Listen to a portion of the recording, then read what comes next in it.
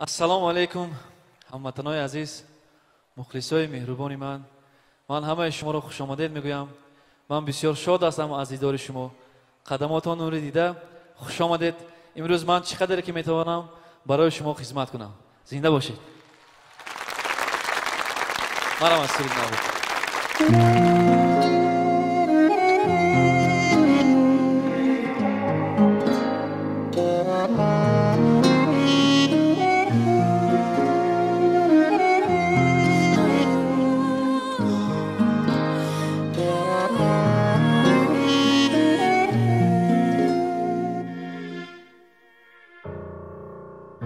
باره هم نگفته جانم دل برم، بنوشتم نامه پنهان بنامد.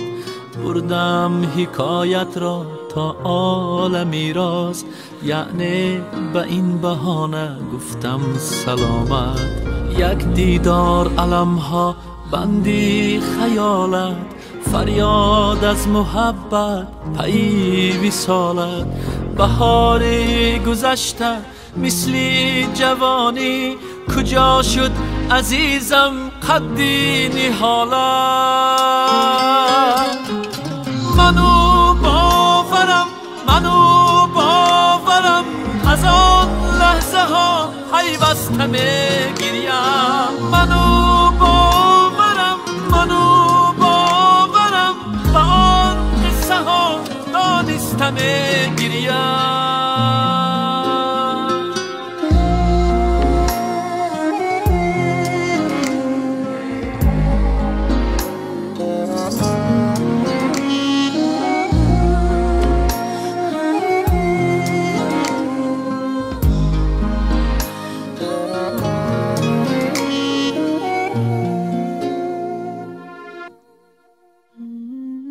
ای باد غنچه آسا باشه و مشهوا، از ما گذر نمود فصلی تماشا.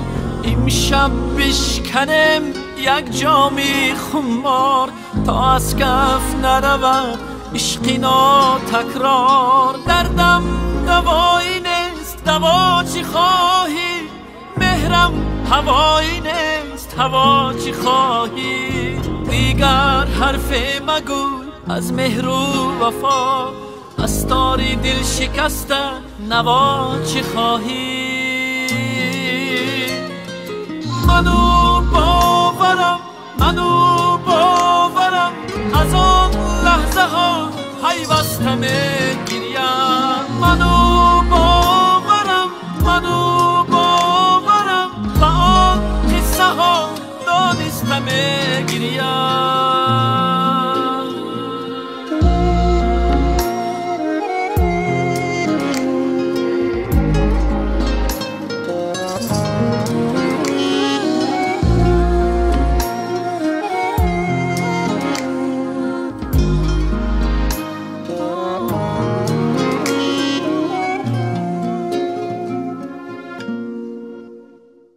تشکر زیاد، هزار رحمت.